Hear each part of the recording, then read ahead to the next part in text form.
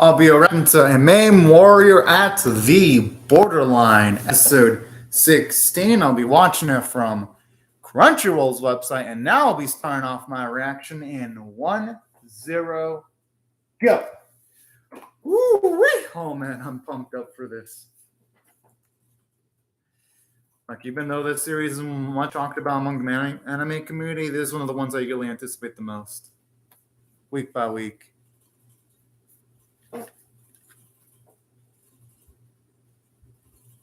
That's a damn good question, actually. Oh, that could just be more about fighting the North American forces than outrunning them. Jeez.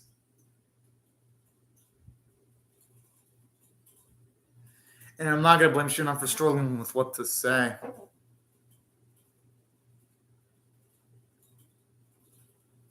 The thing is, though, AMO has nothing to apologize for. I mean, maybe he could. I mean, I guess he's apologizing for showing her that gruesome side of someone's body being absolutely crushed by thousands of pounds of steel, but I don't even think he needs to apologize for that because, self-defense, when you're in a battlefield and you have a weapon, you sign or assign a death warrant where, yeah, if you get caught off guard the battlefield or if you lose a battle, there is a chance you could die, unfortunately, but that's just the way things are. But already I'm liking the start of the episode because it already shows you how awkward the relationship is between the three. Well, more like Tezuka, Shinon, and Amo. It just shows you how awkward things are, but I'm liking this because, yeah, eventually we're going to get some of our main protags suffering from PTSD, either from PTSD or just from the consequences of their own actions. It was going to happen eventually because there's just no way in hell we were going to get our characters act the same from like start to finish throughout the series. There was just no way that's going to happen. And that's something I sort of dig about this. That's something I really dig about this series so far, anyway. Because, I don't know, it just adds an extra layer of fun for me at the very least. The one thing there's a fly behind.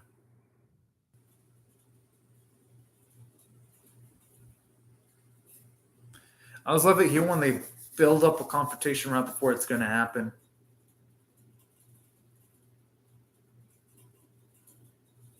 I always love this. Is something that a lot of Sunrise anime do. Like right when a big ass mecha is about to go into combat, there's always like, it's in an incomplete state. It's completely undone. And you know what? Even though Sunrise has used it multiple times throughout the years, they've used it in the original Gundam series with Amuro's set of mechs sometimes being undone. They did in Code Geass when Shuzaku was about to use his Lancelot and that was incomplete. It's been a while since I've seen Cross Angie, but I remember Sunrise did that thing similarly in Cross Angie. This is the type of dialogue that Sunrise loves to do. But you know what? It's a cliche that works because it adds extra tension. At least from my perspective, anyway.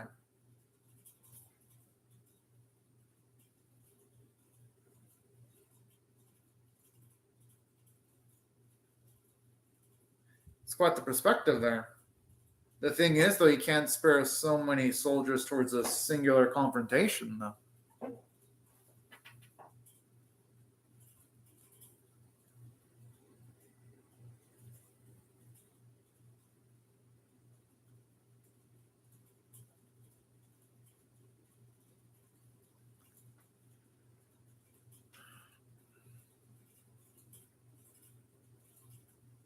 Ooh, boy, I wonder what this dude's planning.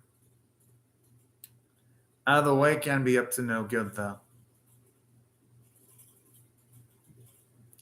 And you know what? This is why I thought earlier, and this is why I thought season one had a bit of bad writing, that specific bit or bit directing. They should have really finished off that fuck when they had the chance. And so they're like, oh yeah, we'll just run away. I'm like, y'all could have spared a few seconds to shoot the fuck out of the cockpit to make sure that the guy is 6 feet under. And now we're going to see the negative consequences of that completely unfold. And it makes me feel bad for a girl.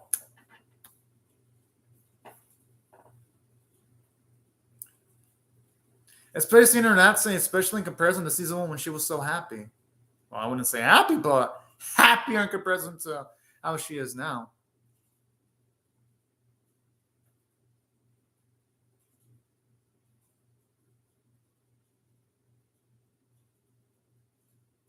I don't think it's that necessarily. It's more of almost changed because of the events that happened to him. I mean, the dude almost died. That can cause some PTSD.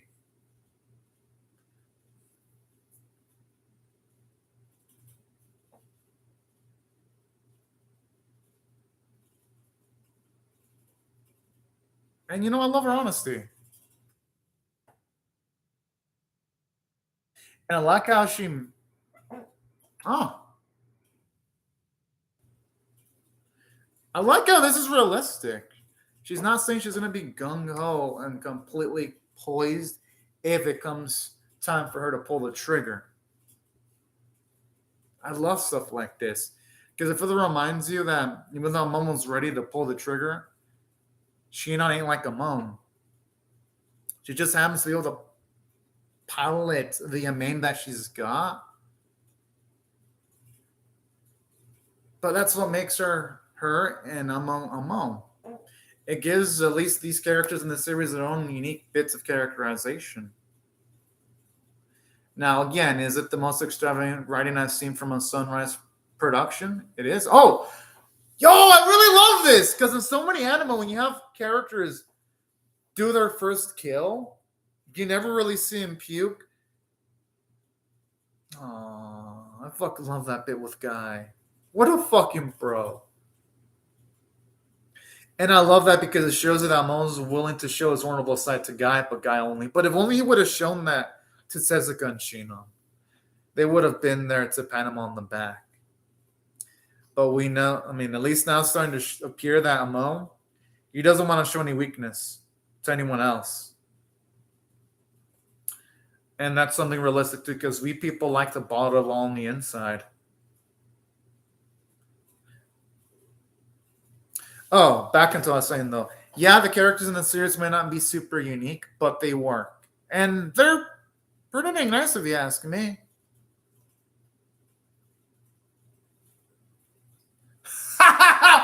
Bullshit. He is not going to have everything wrapped up. This is a Sunrise anime we're talking about. There's going to be some kind of wrinkle that's going to ruin fucking everything.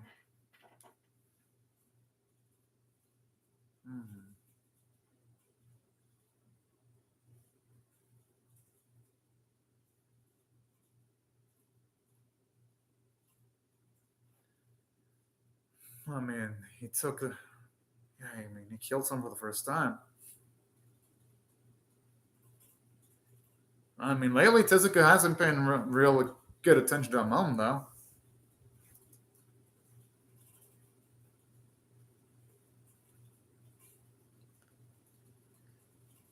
It's just a shame that Amon can't spend his whole day doing maintenance, though. Unfortunately, someone as young as him is forced to fight. But again, even those people like Tezuka, Amon, and Shinon should be enjoying their youth. Life ain't fucking fair, and they have to be spending it on the battlefield, unfortunately. That's one of the tragic things in the series.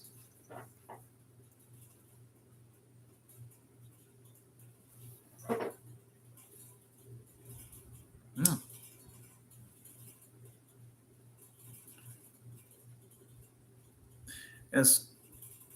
And something I'm enjoying about this series too, this episode's showing you that it doesn't even need action to be good. It can be carried and uplifted just by setup and its other characters, which is nice. And the reason why I got to compliment this is some of the Sunrise anime in the past, like Cross Angie, and also Valve Drive, other mechas that they've done in the past. They ain't worth shit. At least they're episodes that don't have action. That's why I gotta actually really give it a compliment for this.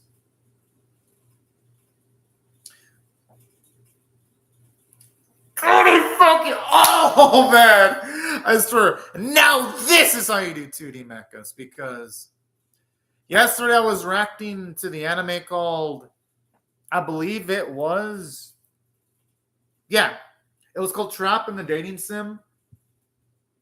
The Isekai, I was reacting to that, and I could tell people didn't necessarily agree with my opinion of that, but I'm like, nah. AMAIM has raised my standards as to what 2D mecha and 2022 anime should be, and seeing them render beautifully like this is how that anime should have looked like.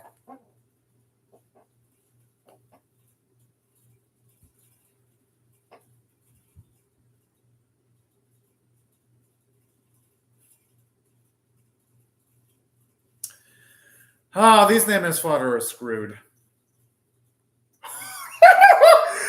Whoa! Oh my. They're not even. Yo, these fodder aren't even. Yeah, they're not even scratching or dancing anything. Can't say I'm surprised, but dude. I love how there's bone bomb like that with like the snap of his fingers.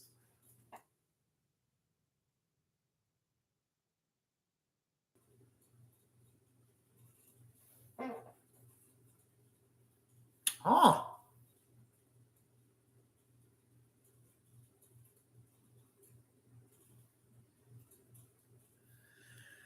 Yeah, and something I love here too. They're actually giving one of our antagonists characterization when it comes to like his intelligence. Even seeing how he's utilizing the terrain to get the upper hand. Now that is a brilliant stuff right there.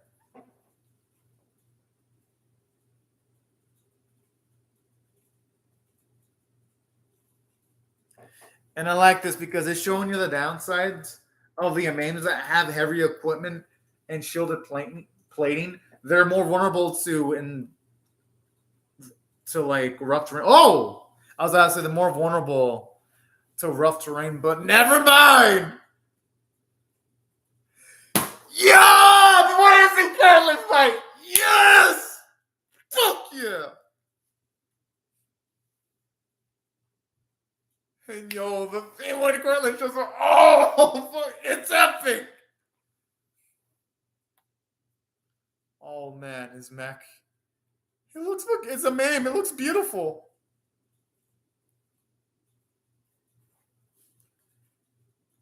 Oh, man.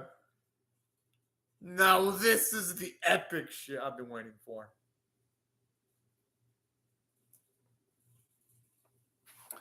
And I like how he's up against the competent opponent. So like he ain't up against no bitch either. Like the guy he's up against had his own showing in the first part of the series. So this is gonna be so fucking cool.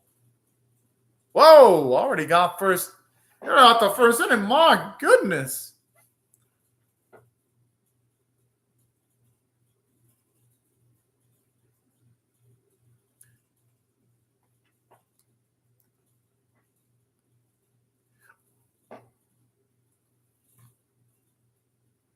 And you know what I love about this here too?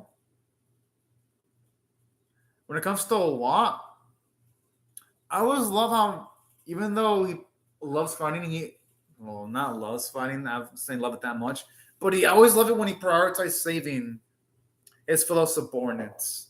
It gives him the extra ounces of charisma. Yeah, he's smiling, which means he has all the confidence in the world there.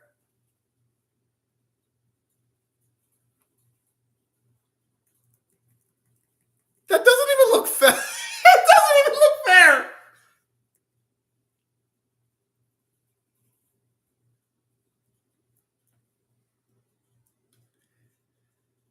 Why is this like this interesting if this is against his favor? But you know what? I want to see if he can act. I just want to see if his excitement's actually warranted there. And the way, consider me hyped the fuck up in every sense of the word.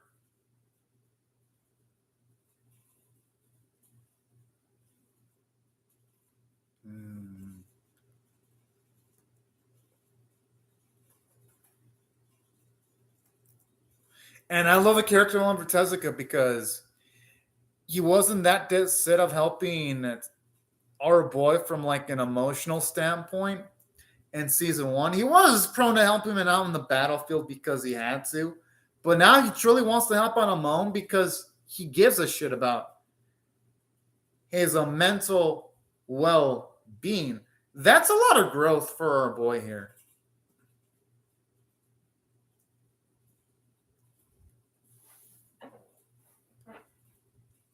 This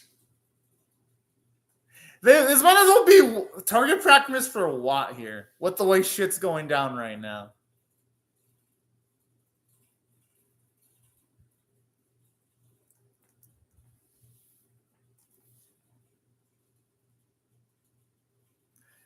Oh man, finally we get to see Alexi and Watt go at it. At least I hope. And something about this episode to the choreography is damn amazing. Because we're seeing Watt constantly move around, not staying in the same location, constantly firing his guns.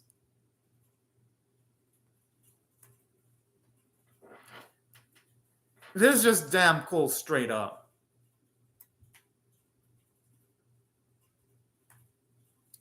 Because it makes the fighting feel dynamic, it makes it feel with loads of tension. And I fucking love this.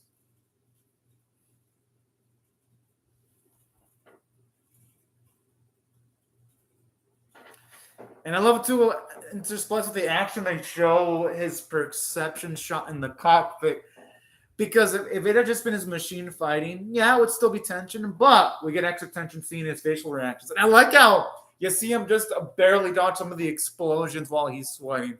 Like, all the details in the animation make this look so beautiful. Even little details like when some of those AMAIMs are shot, not only do you see like holes being put inside of them, but you see sparks coming out whenever they're shot too, which looks sort of like a bit of melted metal and sparks. It's a nice little detail into the animation. Alexi is way too battle-lost. I think that's going to be the death of this dude eventually. If it isn't the death of him this episode. Oh,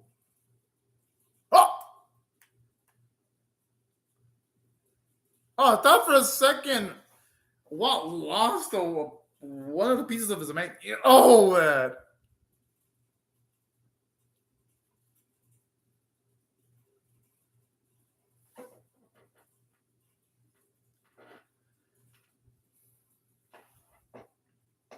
Oh, yeah, Lexi does have a lot of experience.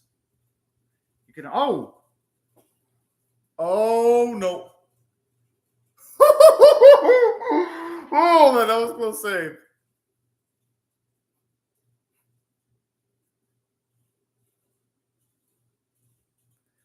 Damn, he's making Alexi. Oh, he's putting the work on Alexi, and it's only 80% fitted. Oh, wow.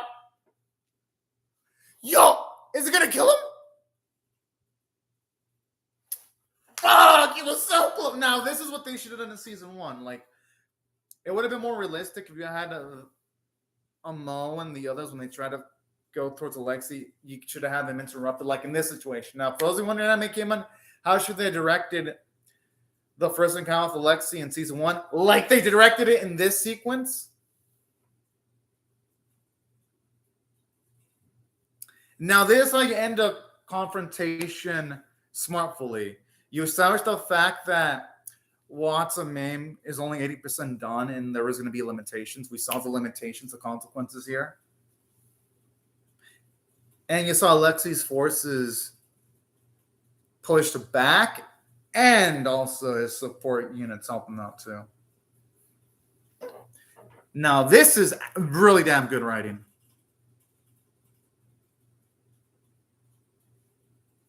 They're fucked if they can. Yeah, exactly.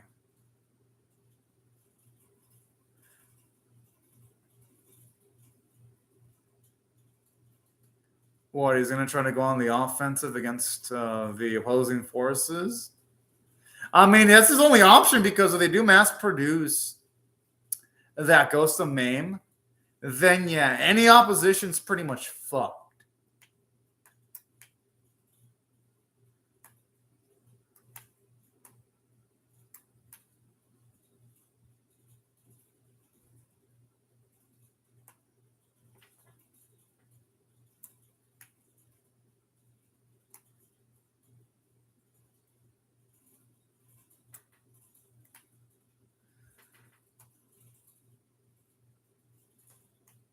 And plus, when it comes to Miss Mizu and AMAIM, they're actually really great assets. So even if they were absent for a bit, no harm done.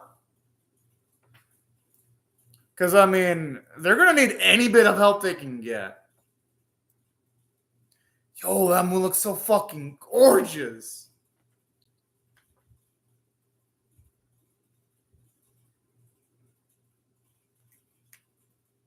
You know, this is a dumb question. I actually wouldn't mind a flashback episode on this, or at least a flashback scene. Bullshit. Yeah, I mean, honestly, Tezuka has a good point.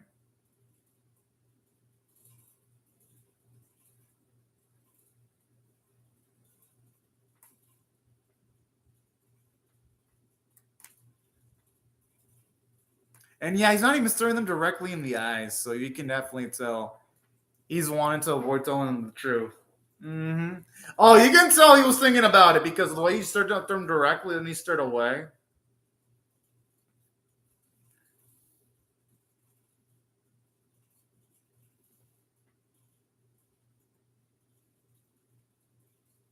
Oh!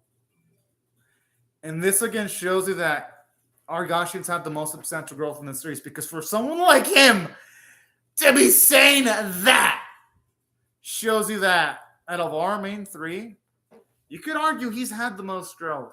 Oh. Okay, I gotta admit, that scene actually hurts to hear.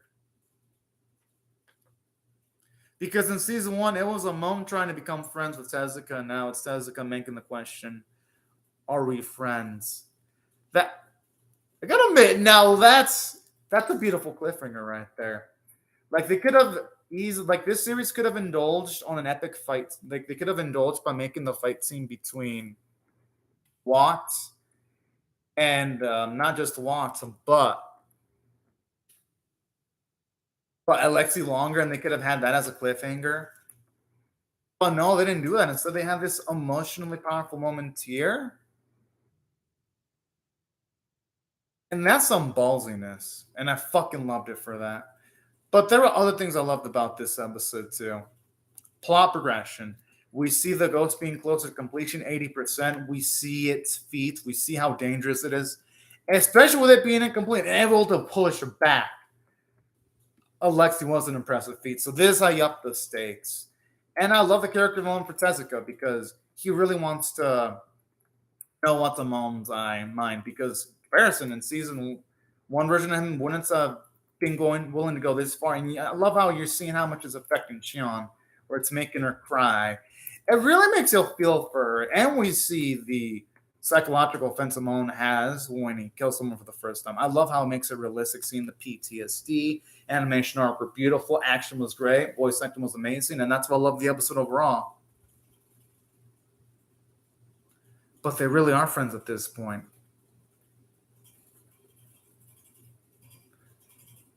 If there's anything that AMAIM isn't, he isn't. He is not a coward. He is not a coward one bit.